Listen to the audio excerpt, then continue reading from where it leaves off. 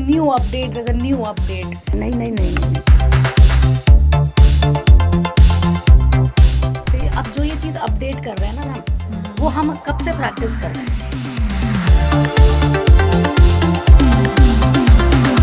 मतलब बहुत मेजर कुछ ऐसे चेंजेस होते नहीं हैं. हाँ, तो मीज़ोप्रोस्टोल भी नहीं है फॉर रिडक्शन ऑफ लेबर. धरले से होता है ना ये.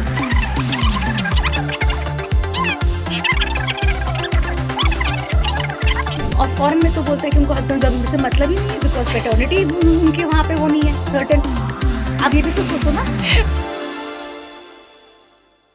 So hello friends, I have with me Dr. Meenakshi, who is a pediatrician, and the one time that we often take pediatrics referral is when we have a woman in preterm labor. This is the time when we would call her up and ask her ke this is the gestational age, probably the woman is delivering, what kind of comorbidities do we expect if the woman were to deliver. So with this context, we are here to talk about preterm birth, and ma'am is going to enlighten us about what are the interventions to decrease the morbidity.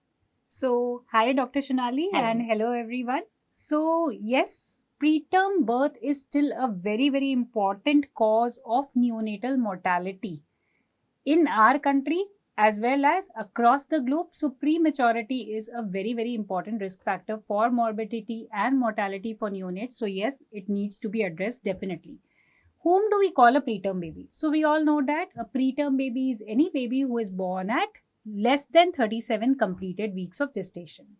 Now this prematurity also we can break it down, further subclassify into some categories.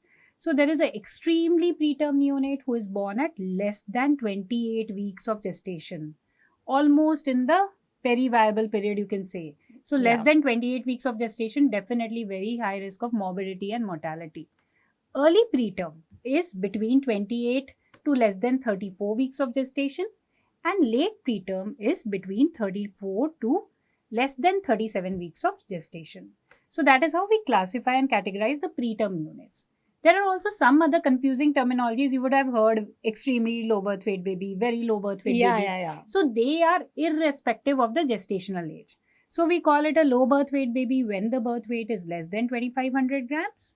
Very low birth weight baby when the birth weight is less than 1500 grams, and extremely low birth weight or ELBW baby when the birth weight is less than 1000 grams.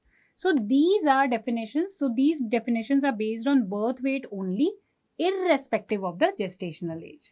So from the obstetric point of view, one concern that we also have is that a woman could be, let's say, being in preterm labor and at the same time maybe having growth restricted as well, and possibility of a low birth weight as well, right? Yes, so absolutely. then that would increase the morbidity multifold. I mean, if there is a low birth weight baby plus preterm also, that would Yes, increase the morbidity even further. Absolutely, because this birth weight and gestational age, to some extent, they will go hand in hand. Yeah. So if the gestational age is less, the expected birth weight will also be less. But then some babies can be small for gestational age also. So whatever their birth weight should be at that gestational age, even that much is not there. Okay. So we call it small for gestational age when the birth weight of a neonate is less than 10th percentile of expected according to the gestational age. Okay. But yes, more preterm the baby, more immature are all the organs. So a lot of problems can be there. So ma'am, I would like to understand from you, what are the causes for preterm delivery? Why do we have preterm birth before the actual time should have come? Why does a woman deliver before that?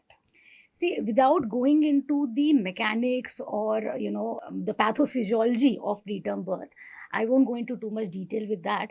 But broadly, we can categorize 4 types of preterm birth. So 4 types of situations where we can end up having a preterm birth.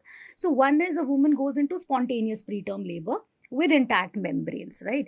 And there are various underlying contributing factors which can be because of prior history of preterm birth, or which can be because of current pregnancy related complications that are, developing in an ongoing pregnancy. A woman could be having spontaneous preterm labor.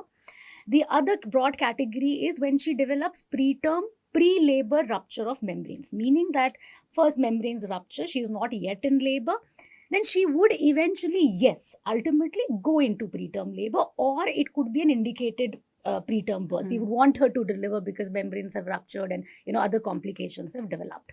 So broadly these two. Then the third is for n number of maternal or fetal indications like iatrogenic. Somebody had a placental abruption, now she needs to deliver, or a bleeding placenta previa, now she needs to deliver. Preeclampsia, maternal indication has arisen, or fetal growth restriction, fetal indication has arisen. So depending on that, iatrogenic indications for inducing or delivering a baby earlier.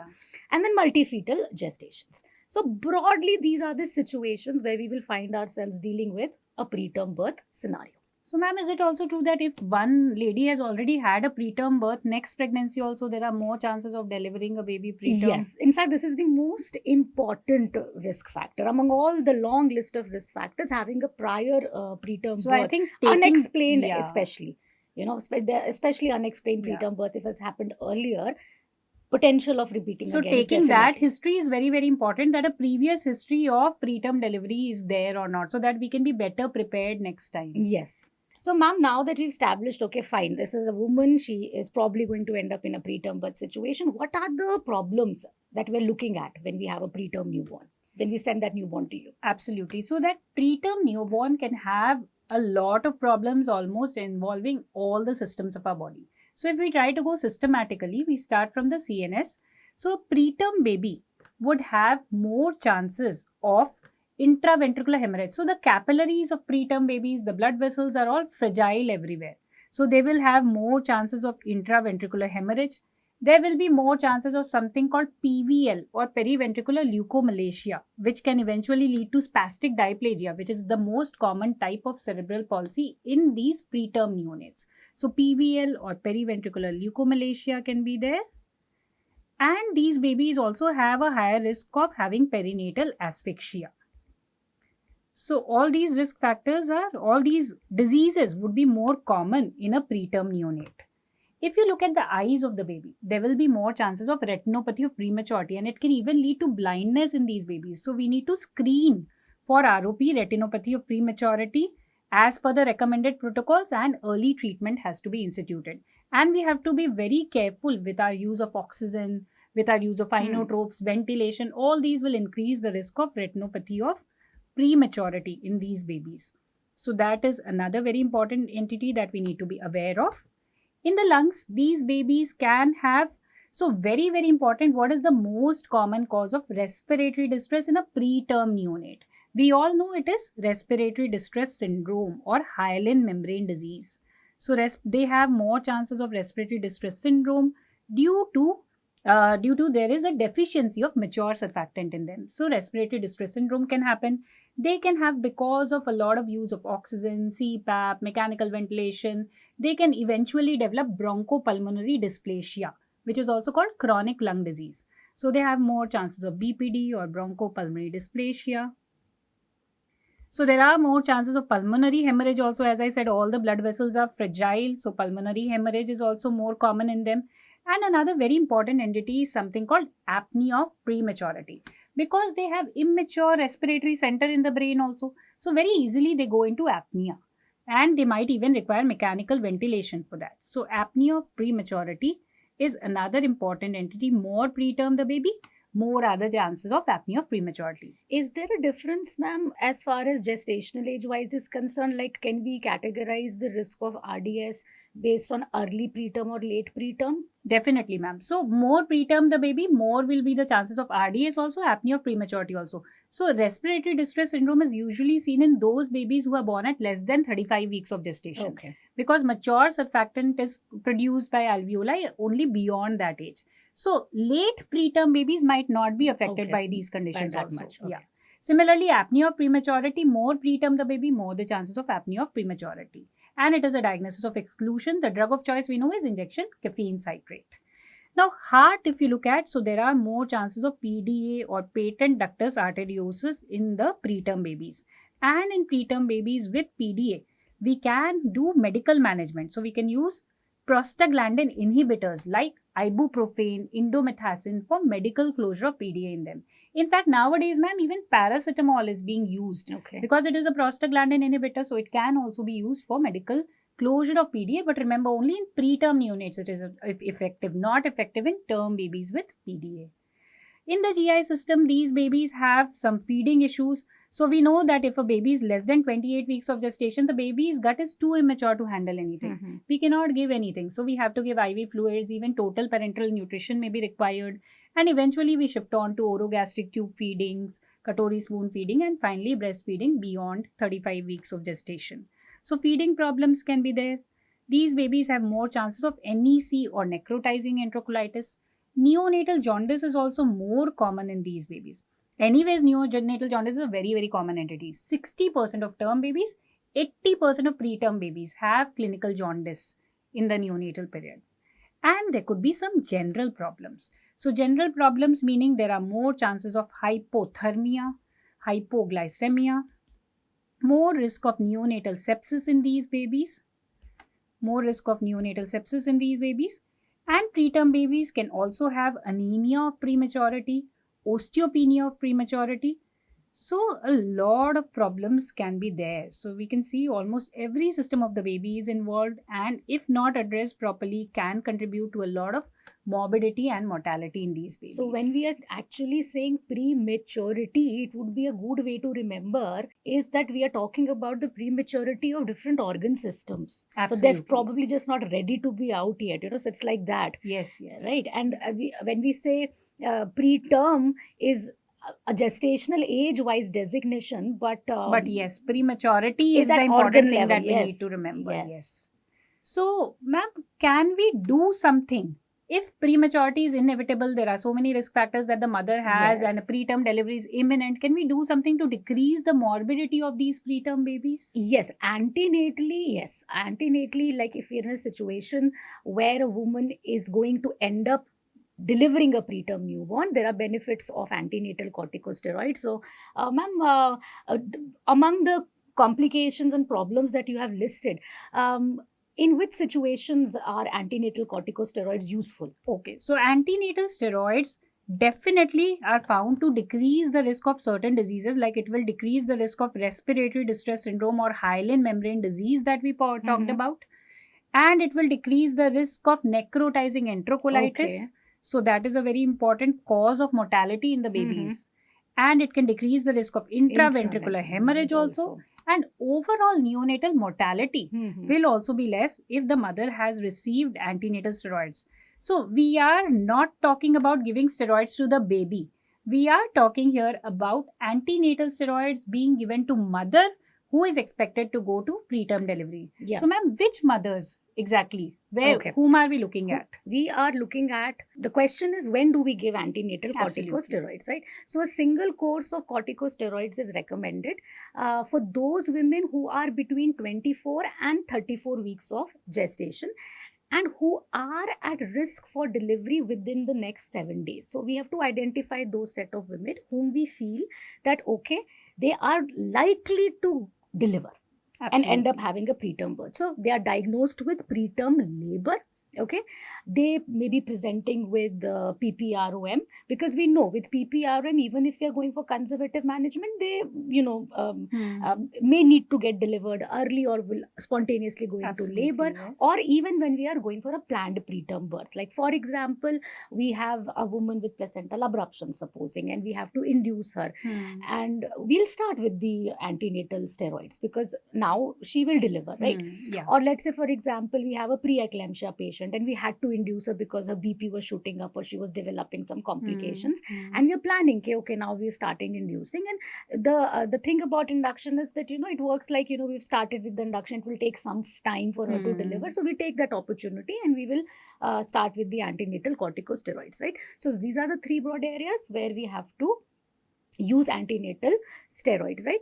So when we say diagnosed with preterm labor, means that she has come with, regular uterine contractions and, progressive cervical dilatation and effacement is there. At least at initial presentation, 2 centimeter cervical dilatation is there.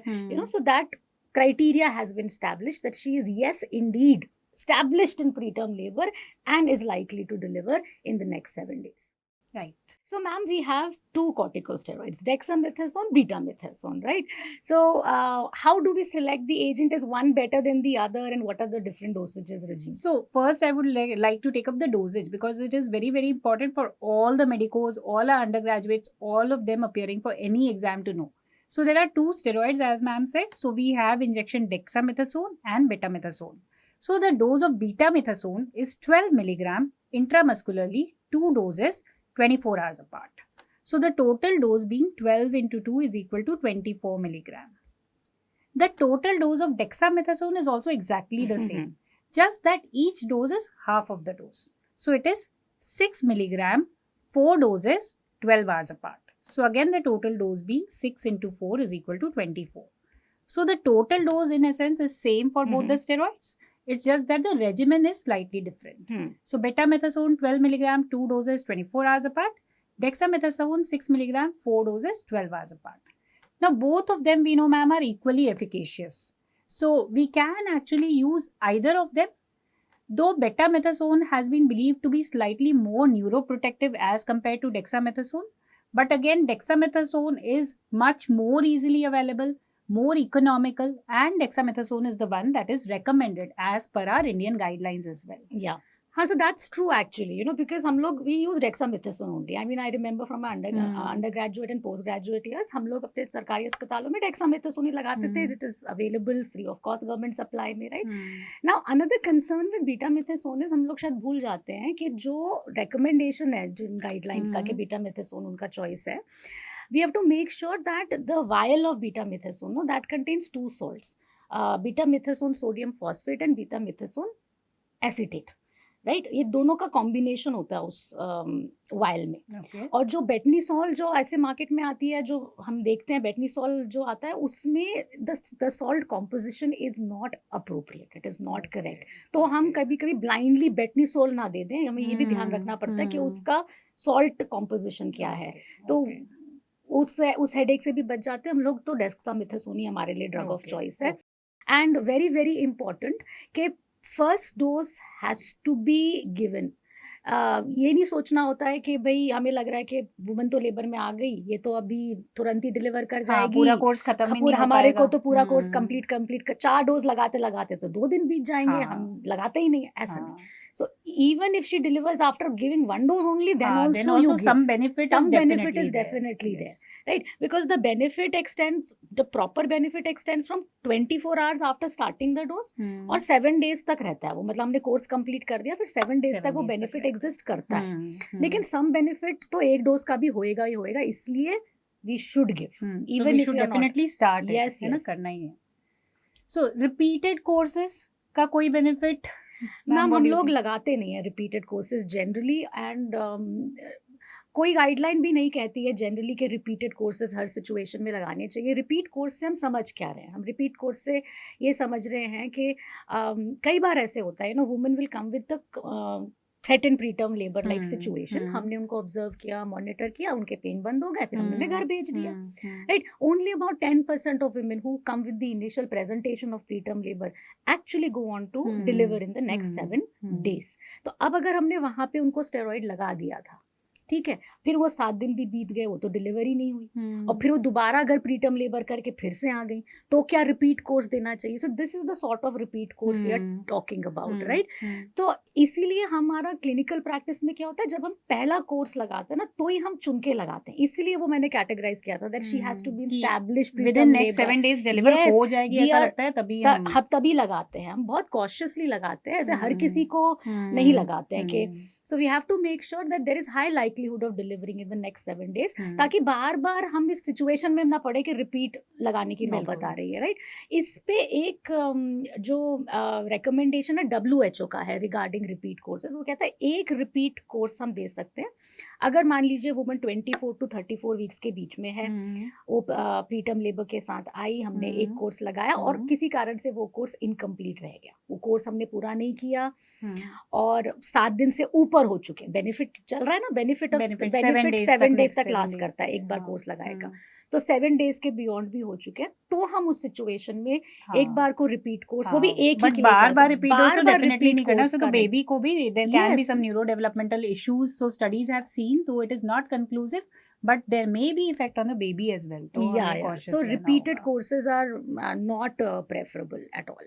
अच्छा ma'am, आजकल ये antenatal जो magnesium sulphate की बात चल रही है for extreme prematurity, उसका क्या रोल है ma'am? Does it help prevent? Yes, so antenatal magnesium sulfate, so it acts by multiple mechanisms, so it does have a neuroprotective effect on the baby. क्या क्या करता है ये? It will minimize the fluctuations in cerebral blood flow, एक uniform blood flow maintain करने में help करेगा. It will decrease the reperfusion injury.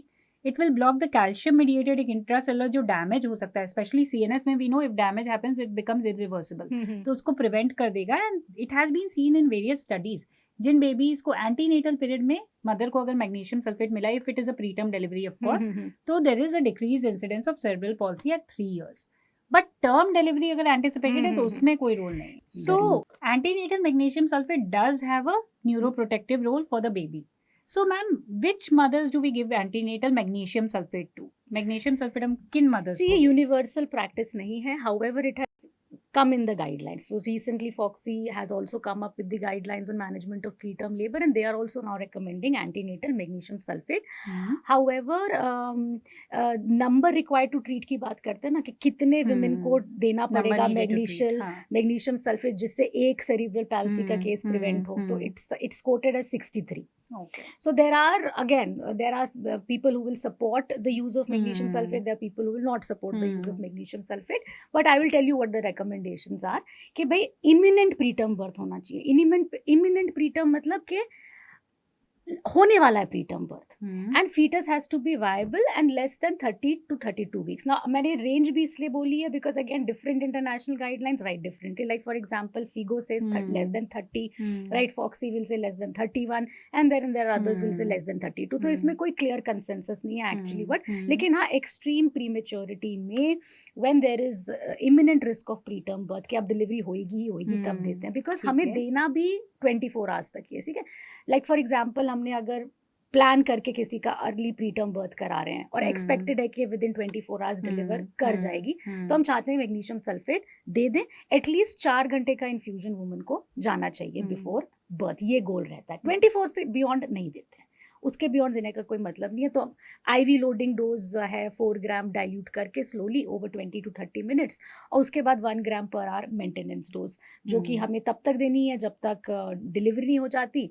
लेकिन कई बार ऐसे भी हो सकता है कि मान लीजिए हम तो सोच रहे थे डिलीवरी हो जाएगी पर हुई नहीं, तो फिर 24 आवर्स बाद उसको रोक देना चाहिए. मतलब 24 आवर्स से लंबा नहीं, उससे लंबा नहीं लेना चाहिए. लेकिन again I would like to say that this अभी भी ये यूनिवर्सल प्रैक्टिस नहीं है. However it has definitely come in the guidelines. अब क्योंकि what we also tend to see is with preterm labor like situations, a lot depends on where you are working, what kind of NICU facilities are there, a lot of management decisions इस बात से भी होते हैं कि भी मेरा newborn care कैसा है, नर्सरी कैसा है, in which center am I in a tertiary care center, right? So there are situations nowadays in good hospitals with appropriate care, even very preterm babies are surviving, right? Absolutely. So those extreme preterm births, I think those are the ones which will definitely benefit from this intervention. So ma'am, any role of cesarean delivery to lower the intraventricular hemorrhage ये rates? बड़ा controversial है, हम लोग नहीं करते हैं. Even हम neonatology और पीडियाट्रिक्स पर्सपेक्टिव से भी कभी भी ऐसा नहीं है कि प्रीटर्म है तो क्योंकि वेजाइनल डिलीवरी में फिर ट्रॉमा हो जाएगा, और वो तो फिजियोलॉजिकली है ना, उसके के लिए तो बेबी बना ही है. हाँ, तो उसमें कोई दिस वेरी कंट्रोवर्शियल एरिया कि हमें इलेक्टिव सिजेरियंस करने चाहिए प्रीटर्म में, या फिर हमें ब्रीच के केसेस में भी कि ब्रीच वेजाइनल अगर नहीं करके सिजेरियन कर दे because we want to prevent intraventricular haemorrhage, उसमें भी नहीं. रिकमेंडेशन नहीं है. There's a very controversial area. We are not doing it. So, ma'am, biggest question. Delayed versus early cord clamping. आप once and for all summarize करके बता दीजिए कि क्या है delayed cord clamping का recommendation. recommendation. Thankfully अभी latest recommendations आई हैं, अभी अक्टूबर नवंबर में 2025 में ही American Academy of Pediatrics has given the latest set of neonatal guidelines. So उसमें इनिशिएट कॉर्ड मैनेजमेंट प्लान, अलग से एक पूरे एल्गोरिदम में उन्होंने डाल दिया है कि हमें कॉर्ड मैनेजमेंट का ना प्लान सोच के जैसे हमारा रिकमेंडेशन है वैसे करने का ट्राई करना है. So what is the recommendation, that also they have mentioned gestation wise very beautifully. तो ये कहते हैं कि फॉर ऑल टर्म और pre term infants who do not require immediate resuscitation, मतलब in other words जो stable term as well as preterm neonates हैं उनमें delayed cord clamping करना है. So delayed cord clamping of at least 60 seconds. ठीक है? Not before 60 seconds. So of at least 60 seconds हमें करना है. WHO से कहते हैं 1 to 3 minutes का डिले. WHO मेंशन करता है डिले ऑफ 1 to 3 minutes. अगर आप 1 मिनट से पहले कर रहे हो तो फिर वो अर्ली में काउंट हो जाएगा. हाँ, तो 60 seconds तो करना ही है. अगर आप delayed cord clamping कर रहे हो 60 seconds के लिए करना है. क्या फायदे होंगे? बेबी को थोड़ा ज्यादा ब्लड जाएगा. So baby will have lesser chances of anemia, lesser need for blood transfusion, lesser risk of shock और hypotension. तो बेनिफिट्स बहुत ज़्यादा है. द ओनली रिस्क इज कि ज़्यादा ब्लड जा रहा है बेबी को, हीमोग्लोबिन लेवल ज़्यादा हो सकता है, हीमोग्लोबिन से हीम बिलीवर्डिन बिलीरुबिन. सो नियोनेटल जॉन्डिस का खतरा थोड़ा सा बढ़ जाता है, but the benefits far outweigh the risk. तो अब ये रिकमेंडेशन में आ गया है इन ब्लैक एंड वाइट. अब क्या करना है जो बेबीज स्टेबल नहीं है. So for non vigorous term as well as late preterm infants, ये कह रहे हैं कि आप 60 सेकंड्स खड़े होकर हम वेट तो नहीं कर सकते, विद इन गोल्डन मिनट हमें तो पॉजिटिव प्रेशर वेंटिलेशन स्टार्ट कर देना है. उसमें हम क्या कर सकते हैं, उसमें हम इंटैक्ट कॉर्ड मिल्किंग कर सकते हैं. तो अम्बिलिकल कॉर्ड को काटने के पहले हम थोड़ा सा मिल्किंग कर सकते हैं कि एक्स्ट्रा ब्लड थोड़ा सा बेबी को चले जाए. Sometimes when we are in a rush and we do, and I'm sure you must have observed this in your labor rooms. अगर आपने डिलीवरी होते हुए देखी है और आपने ध्यान दिया है कि क्या कर रहे हैं आपके रेजिडेंट्स, तो आपने रियलाइज किया होगा जब कभी ऐसे सिचुएशन तो क्या फटाफट करना है, तो हम वेट नहीं कर सकते खड़े होके ना कि delayed cord hand over to clamping paediatrician करो, तो फटाफट उसको मिल्क करते हैं और क्लैंप लगा देते हैं. सो हाँ, वो हम कर सकते हैं. सो हम अगर नॉन विगरस बेबी है तो हम टर्म और लेट प्री टर्म में वो कर सकते हैं. लेकिन अगर less than 28 weeks gestation extreme pre term baby है तो उनमें कॉर्ड मिल्किंग बिल्कुल नहीं करनी है. ध्यान रखना है, उससे फिर इनकी हीमोडायनेमिक इंस्टेबिलिटी हो सकती है ना, ब्लड प्रेशर फ्लक्चुएट कर सकता है. नहीं करना है उनमें. So less than 28 weeks gestation में कॉर्ड मिल्किंग भी नहीं करनी है. कॉर्ड मिल्किंग भी नहीं करनी है. So that is what is recommended. So I think ma'am अगर हम ये सारे प्रैक्टिसेस फॉलो करें ना, प्रीटर्म डिलीवरी हमें रोकने की कोशिश तो करनी ही है, एंटीनेटल केयर अच्छे से देना ही है. बट अगर हम न रोक पाए, so we have to remember these interventions that we can do, I think, to decrease the morbidity and mortality in preterm neonates and give them a better future. What do you say? Yes, ma'am, of course. And steroids are, they are proven, and this everybody, every undergraduate student should know, because ये जो corticosteroids हम देते हैं, they can be life saving actually for a preterm newborn, you know. And so you should also know कि किन situations में, किन circumstances में और आपको क्या drug देना है, क्या dose देना है. Safest dexamethasone आपके, you know, it's available in the peripheral healthcare center also for that matter. So this is something that even when we are probably in a situation कि आपको पेरिफेरी में हो और आपको बेबी को रेफर करना है हायर सेंटर, तो स्टेरॉइड का एक डोज लगा के, बेबी को नहीं, याद रखना है मदर को लगाना है. तो कई लोग ना ये इसको गलत समझ लेते हैं, वो सोचते हैं कि बच्चे को स्टेरॉइड से फायदा हो जाता है. मुझे भी समझ नहीं आता. ये एंटीनेटल इंटरवेंशंस की बात कर रहे हैं, इसीलिए हम इंटीग्रेट कर रहे हैं, इसीलिए हम साथ में बैठ के बात कर रहे हैं. बेबी को नहीं देना है, प्रीटर्म बेबी को नहीं देना है, सिर्फ मदर को देना है. ये एंटीनेटल कॉर्टिकोस्टेरॉइड्स और एंटीनेटल मैग्नीशियम सल्फेट की बात हो रही है. एंटीनेटल इंटरवेंशन मतलब मदर को देना है ताकि बेबी को बेनिफिट हो. एब्सोल्युटली. और आप मदर को वो डोज लगा के भी हायर सेंटर पे रेफर कर सकते हैं. That will save precious. बिल्कुल. And I think not just for a session, otherwise भी ना गायनेकोलॉजी और पीडियाट्रिशियन में इतनी इंटीग्रेशन होनी चाहिए, इतनी कम्युनिकेशन होनी चाहिए कि गायनेकोलॉजी वाले इंटरवेंशन से पीडियाट्रिक्स बच्चों को फायदा हो और बच्चों के फायदे के, है ना, मतलब we have to work as a team. We have to work as a team together. Absolutely, है ना. Yes ma'am. Okay, thank you so much.